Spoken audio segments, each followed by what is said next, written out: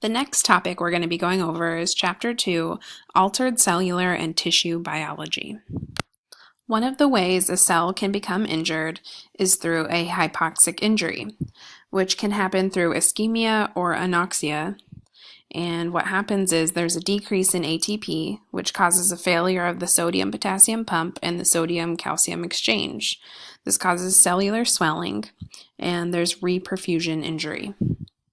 Another type of cellular injury can occur by free radicals, which are an electronically uncharged atom or a group of atoms having an unpaired electron.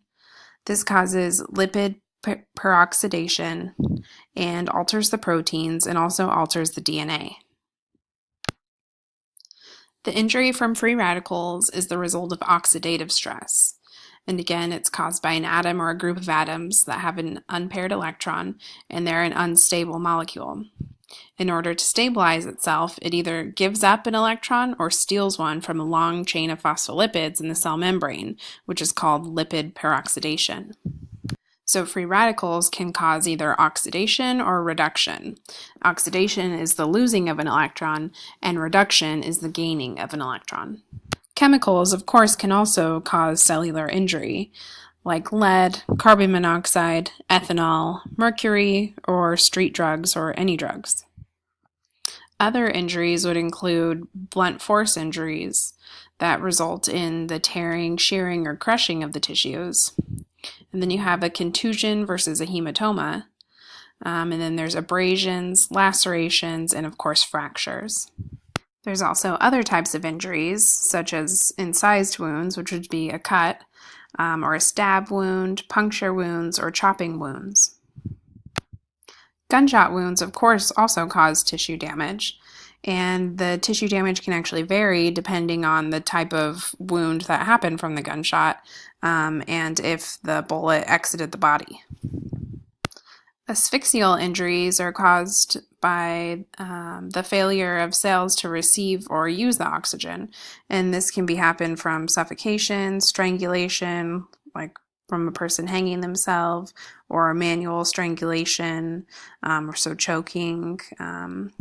Also chemicals that can suppress breathing can cause this, and then also drowning. Various microorganisms and pathogens can also cause injury, which is called infectious injury. They can invade and destroy cells, and they can also produce different toxins that damage cells. Our own immune system, of course, can also damage cells, like when we're sick, or it can also damage cells when we're not sick, and that's called autoimmune disease. There's also certain genetic factors that can play a role in tissue damage. This is especially true in syndromes like sickle cell anemia and muscular dystrophy, where there can be alterations in the plasma membrane and the structure of the cell, and that in itself can cause damage. Of course, there's nutritional imbalances that can also cause damage. If we're not getting enough of an essential nutrients or a vitamin or a mineral, and of course, also if we're getting too much of that, all of that can cause damage. Excessive temperatures, such as being too cold or too hot, of course, can also cause tissue damage. This is an interesting cause of tissue damage, atmospheric pressure changes. So a good example of this would be a bomb going off and the pressure changes, or also when people are scuba diving and they're down really low in the ocean, and then if they're pulled up too quickly, that can also cause damage. Or like if you ever have gone fishing, deep sea fishing, and you pull a fish up too quickly and their insides pop out. So all of that, the different pressure changes that our bodies are used to, if that changes really quickly, that can cause damage. Of course, we all know that radiation can also damage cells, and this is really important to understand when you're ordering different diagnostic exams, such as CTs or X-rays on patients, that there is an increased risk of tissue damage and ultimately cancer. Other really common types of cellular injury include things that we use every day, like our eyes, our muscles, and our ears. And these things happen because we're using these all day long. So eye strain, damage from the sun, development of cataracts within the eyes, overusing our muscles or having some sort of strain on our muscles, overexertion or irritation. And then, of course, our ears.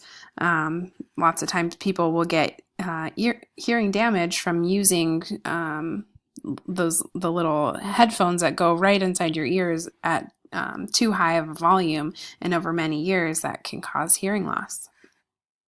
So an injured cell doesn't have very good regulation of what comes in and out, and different things can accumulate within the cell, and these are called infiltrations. So things like water, lipids, carbohydrates, glycogen, and proteins can all go in and out freely from the cell.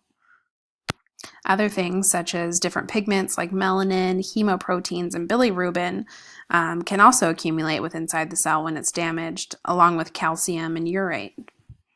Ultimately, if a cell is damaged enough, cellular death will occur.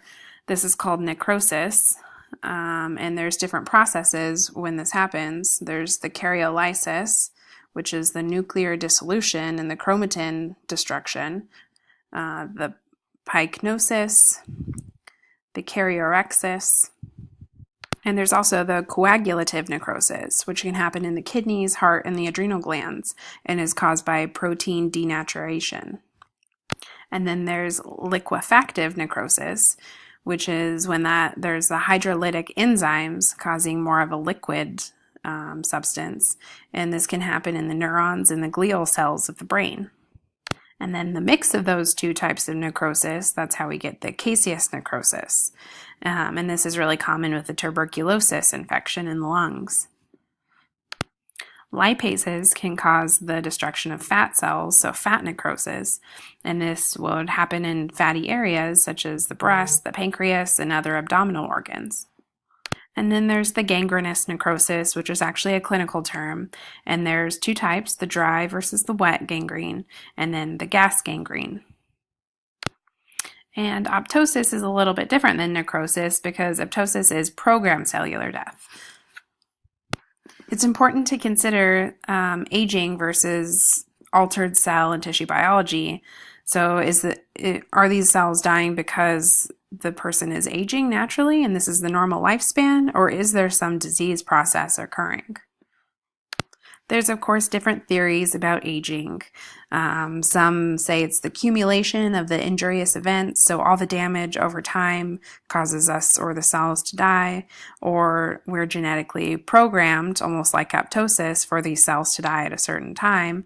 And there's a few different theories regarding this. As humans grow older, the cells and the tissues, they both age, and this results in frailty. Somatic death is when the whole person dies, not just the cells. And then, of course, there's the postmortem changes after the body dies, which includes the algor mortis, liver mortis, rigor mortis, and then the postmortem autolysis, which is the breaking down of the body. And this concludes the Chapter 2 review on altered cellular and tissue biology.